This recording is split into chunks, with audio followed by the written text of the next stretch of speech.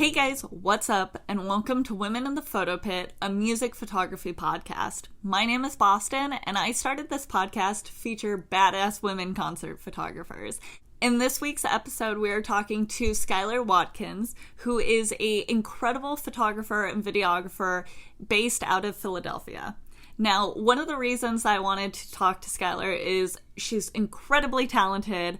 Her video work is out of this world, but she also created her own print publication called the Sad Punk Press.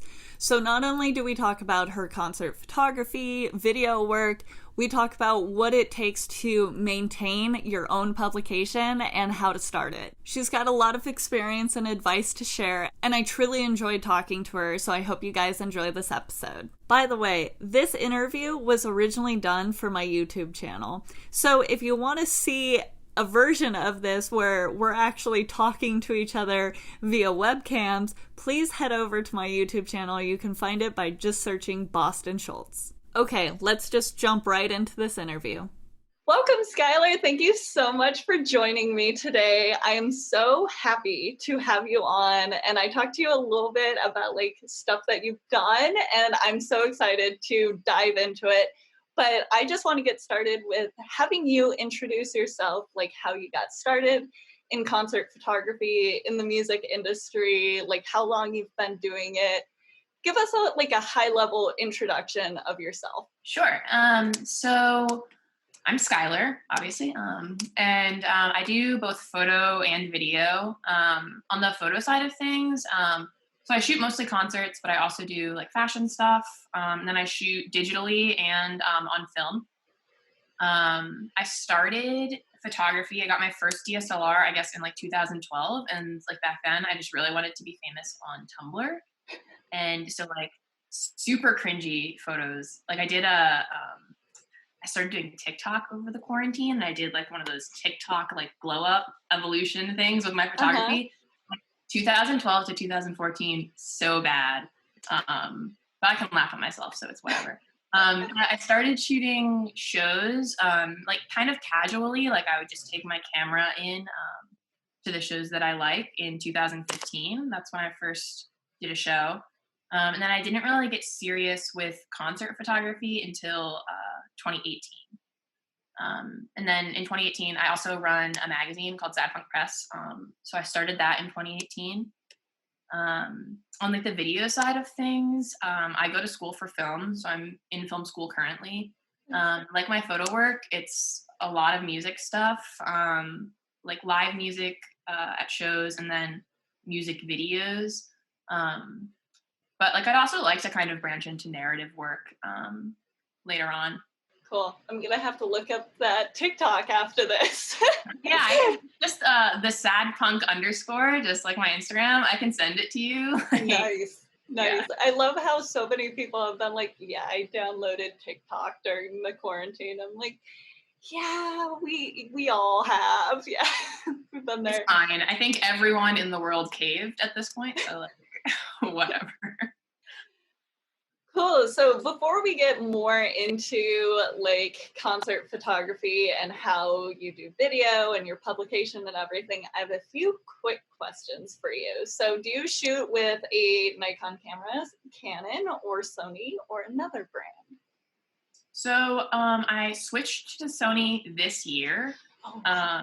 Yeah, but before that, I was a very long time diehard Canon fan. Yeah. And now I'm just now I would never go back. I love Sony, but yeah. And then I've done some video stuff on Blackmagics too. Okay, cool. If you could describe your photography in 3 words, what would it be? Or your style? My style. Yeah. Okay. Weird. Colorful, except when it's black and white, but mostly colorful. And high contrast. Nice. I love high contrast too, so I'm there with you. What was the favorite show you've ever photographed or done video for? This is the hardest question, I feel but based just on the show itself and not music, I shot Guar last year, and that was Wow. so fun. Did you just get covered in blood? Like, I've seen the pictures of photographers coming out of the pit, and I'm like, oh my goodness. So I bought a clear poncho that I put like over myself and my camera, and then I double wrapped my camera, like I made out of kind of like Ziploc plastic bags, like a Yeah. protection for it. Wow. Yeah, but it was so fun, and I was like covered just in so much stuff at the end. How funny. What are your bucket list, like, upcoming, you definitely want to shoot shows? Okay, so I have 10 because like my bucket list is long and I'll ramble forever. So I like decided on 10. And they are Brockhampton, who I have seen live, but I've never shot because the last few tours they've had like no photographers. So Oh, wow. hoping they change that in the future. But Brockhampton, Cage the Elephant, Childish Gambino, My Chemical Romance, Fleetwood Mac, and or Stevie Nicks, Mm. Kendrick, Doja Cat, Tyler the Creator, Rage Against the Machine, and Red Hot Chili Peppers, which I feel like some people would laugh at, but I really love them. I actually photographed them, man, I think that was like 2 years ago. They put on a great show. Um, but I struggled to get good shots from it. So they're definitely like a hard option. There's some bands out there that I feel like are just difficult to shoot, but like I still like want to be up for the challenge. Like I thought that Dave Grohl was really, really hard to shoot because he just runs constantly. And I'm just like panning across the stage the whole time. But Yeah. there's some great, like great bands out there, but insanely hard. But your bucket list, that's a lot of great bands. Like that's a lot of great artists. Doja Cat, I feel like would be incredible, especially Heart her broke it outfits. because like it was about to happen, and then her whole tour got canceled. Oh, So, really? Oh, that sucks. yeah, it was like a week away, Yeah. and then it was out of my grasp. Okay, let's talk a little bit more about like concert photography, music photography, and like music videos because you do a lot of video work. But like, how did you get started in this whole career? Like, you said that you're going to school right now. Was there something that like really pulled you to music, or like, why were you like, this is what I want to do? So, like, my whole family, like my entire dad's half of the family, are all musicians. So I like grew up around music, and unfortunately did not inherit any of their musical talent. Uh, Like I am, yeah, totally not musically talented in any way. But it was such a big part of my life growing up, and I've always loved music.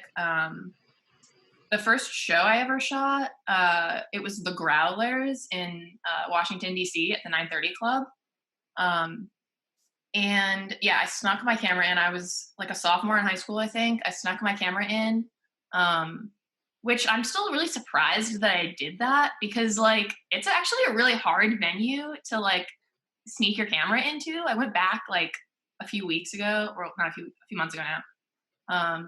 Yeah, and I shot a show there, and it was like super strict. So I don't really know how I pulled that off, but I did it. Um, yeah, snuck my camera in, shot their show, and it was just something I loved, and so like I did it from then, like going to artists who I really liked, and kind of either like taking my camera in because it was like dive bar kind of show where I could, or like sneaking my camera in. Um, But yeah, I guess I got more serious about it once I came to Philly. I did an internship at a video company called Where They Were that does like video at like music festivals and stuff. And that was like totally a life changing thing to do because it like showed me kind of that this like there was this whole other like career path that I could take that I didn't really know like existed. I never really thought about like doing video, at a concert. Like that yeah. was just never something that crossed my mind. Is most of your work like photo or video? Like, do you definitely like prefer one over the other, or do you just like do both? And adding to that, do you recommend that anyone in the music industry that's doing concert photography should also get into video? Okay, so like for my work, I probably like in terms of quantity, I do more photo. Um, but like I go to school for film. So I really want to do video. I don't really like prefer one or the other. Um, yeah, I mean, I personally really enjoy both. Um, for like other people, I don't know. Like it kind of just depends on like what you want to do. You know, I feel like I know a lot of people that are just photographers or just do video or like do both because they want to do both. I think it's like kind of to each their own. Yeah. I'm just seeing a lot of people now start adding video to their portfolios and feeling like video is the movement for like future. Like everyone's on TikTok, watching videos. There are, Instagram favors videos and like YouTube's the thing. So like everyone's, I guess, kind of feeling the heat to like move to video. But I personally don't really do any video. Most of like my stuff is just playing around with it. And your videos are incredible. I watched like a ton of them the other day when I was looking at your resume. They're so good. But yeah, I was just like interested to see if you kind of like favor one over the other, but it's really cool that you do both and you do both very, very well. Thank you. You're welcome. So let's talk more about your publication. You said that you started your publication in 2018. What kind of like sparked you to get started with that and like start a publication? Is it online? Is it print? And like what drove you to, I guess, just in general, get started with it? Yeah, so Sad Punk Press, it's a print publication. So that was like a big part of the driving factor to start it, because I had kind of like just done freelance stuff for different online magazines. And I feel like print magazines are just harder and harder to come by now, especially magazines that like only do print and like aren't like just like kind of like online with an option to print. Or online with like special, like whatever, like once in a while prints. So the big thing about Sad Punk Press is that it's a print magazine. I guess like starting it, I don't know, part of it was like for me, I guess in the beginning, like to be able to get into more shows and shoot. But like in doing it, it's been really cool to like build like kind of like a team of like awesome photographers. I've always really liked kind of like curating things. So that's like another thing I get to do in each issue is kind of like, I don't do the design because I don't have like good design skills, but like I pick a lot of like what goes in. I find it's not just music, it's also like visual art. So I get to find cool like visual artists to like highlight and feature or interview in it. Yeah, and I mean it's been really cool to do, and it's not really, it's like also kind of something that I never really like picture myself doing, but now it's like something that I want to do for as long as I can. So yeah. So you kind of touched on this, but I was wondering, with you starting your own magazine, like, has that helped you with your career? And you touched on like you wanted to get into more shows. So like, do you think that that has helped you a lot in your career growth, or is it a lot of like just learning to like manage a team and do more above and beyond kind of thing? Like, how has starting your own magazine like helped your career growth? I definitely think it has. Like, because at first I wasn't really getting into like that many more shows because it was like a small magazine, like whatever. But now it's like over time, like I feel like it's become kind of its own thing. And so now I can kind of get into more shows through it. I can get other people into shows through it. But then like also people that see it, like, I don't know, I think it's really cool. It's like a print art, like music magazine. And that's like really hard to come by. So I think when people see it, it's like, okay, this is something like interesting and different. And that's something cool. Okay, so my next question is something that I like to ask because I get a lot of questions about people starting out in the industry and like how to like make it, I guess, and like how to make money in this industry. And when you're working for like certain publications, most of the time it's for free. It's just like getting into shows and people don't seem to get paid a lot. So I like to ask, like, how do you make it in the industry? Like a lot of people like go on tour, work with local bands that'll pay, like sell prints. Like you said, you have your like magazine, do you sell prints of the magazine? Do you create music videos that you're getting paid for? Like, what is your business process, I guess? I work for like a few of the different venues around Philly as like a house photographer. I also work with like different local bands, doing like photo and video for them. Like over quarantine, I've been kind of trying to sell prints, which can I plug my Instagram? Because they're Of all course. cool. So it's the sad punk underscore. And I have like a highlight of all of the prints I have made. So check it out if you're interested. But I mean, I would love to go on tour. That's like my big goal right now. Well, not right now, but after this. Yeah. Yeah, I think going on tour would be like so cool. You mentioned that you are a house photographer. How did you get started with that? Because I feel like that's a very sought after job for a lot of people. Yeah, I mean, I think I kind of just like, I mean, well, it wasn't like luck, but I did get lucky. But yeah, I after I did like my video internship, I got connected like with the right people to do the house photo stuff. We mentioned quarantine, so I want to talk a little bit more about the current situation, which is the stay-at-home orders for the coronavirus, which I know has impacted a lot of people. So if you're comfortable talking about it, I'd love to hear like how it's impacted you. Yeah, I mean, it's been tough, like for sure.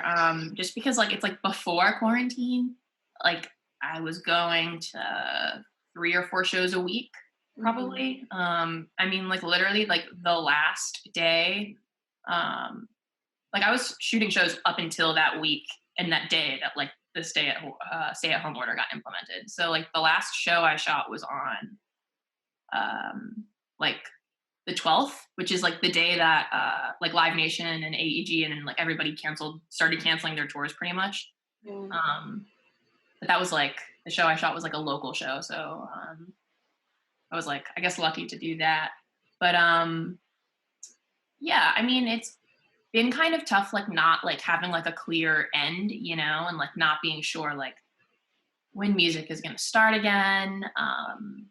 But like I don't know, I've kind of tried to be like optimistic through it and like think about like after this is over, like I feel like the first show I go to after this, I might cry, honestly. Like I feel like live music is going to be like so like powerful after this. So, Yeah. yeah. Yeah, I think that everyone's like missing just going to bars, going to venues, buying those overpriced drinks at the venues and just like hanging out. So I definitely think it's going to be weird when we get back into it. But yeah, I'm trying to stay positive as well. It's just like it's impacted everyone so much. It's like you can't really go out and do anything, and when our whole careers are based off of going out and doing things. Yeah, it's tough. Yeah, cool. Okay, so my next question that I have for you is one that I ask everyone that comes on this podcast. My YouTube channel. This video podcast. This video podcast, whatever this is. It's kind of like podcast, but this is a question that I like asking because it was kind of the reason that I wanted to start doing these interviews. When I started getting into concert photography, I found myself in the pit with a lot of guys, and I didn't have a lot of female friends. I didn't have a lot of like female friends in the industry. I didn't have a lot of like female photographers to like look up to because I just like never met any of them. So what I wanted to do was like feature like really like badass females in this industry that are doing cool shit, and like talk about them being in the industry. But one of the things I like to talk about is like if you've experienced any struggles being a female, because I've experienced like some sexism. I know a lot of people have experienced ageism if they start really young. So I just like to talk about like, have you specifically had any like prejudices or like concerns working in this industry, and like how you've addressed them and like grown from that? Again, I think I'm really lucky because like I've worked with so many like there's really great teams here that are like so diverse and like really welcoming. Yeah. So I feel really lucky for that. Like definitely like there are times though, like you said, being in the pit with like all men, and it's like I don't know. It's like I mean I'm from the South like originally, so like I'm kind of used to like you know, like when people call you like names like hun or like sweetheart or like whatever. And I feel like I get some of that sometimes from like older people, especially. Like it's interesting you mentioned like the age part of it too, because like sometimes like it's like hard for me to tell because like I feel like I started really young, and I mean I am young like now I guess I'm 21, so like yeah, but like I don't know. There have definitely been times where it's like either like people don't take me seriously or like people give me a hard time, I feel like sometimes. And I don't know if it's like 'cause I'm a woman or because I'm so young or because like I started so young. Um, but yeah, I mean like mostly I feel really lucky that I haven't experienced a lot of that. Yeah. That's great that when you're working with a industry and like a team that's so diverse that like you don't deal with those issues. And like I don't deal with it a lot. And you actually said something that I hear a lot is that people are like, oh, I don't feel like I was taken seriously. But I don't know if it was a sexism thing or an ageism thing. I just know that I wasn't taken seriously. So it's hard to put a label on it when everyone's like working in this industry and you're like, yeah, I deal with that sometimes, but like you don't really know what like the root cause is. I'm Yeah. not saying that it is sexism or ageism, just saying like it's sometimes a little bit like this industry gets a little weird sometimes. Like why I um, stopped introducing myself is um like when I meet people, I don't tell them I'm in college usually. mm, Like I don't even bring it up. Like I don't even think it's on my resume right now because I haven't graduated from college yet. So like once I've graduated, I feel like I'll put it on. But yeah, like I don't bring it up because I feel like even like in virtual space, if people hear I'm in college, it like suddenly diminishes like the value of like whatever I do, or like people think they can like I don't know, like not or pay me less, you know, because I'm in college or like whatever. yeah, so like fighting for a wage or just like negotiating wages, I think is an interesting aspect in this industry because like everyone charges something so specific and unique and different. And that, like it depends on your location too. And I was interviewing someone who is a 13-year-old photographer.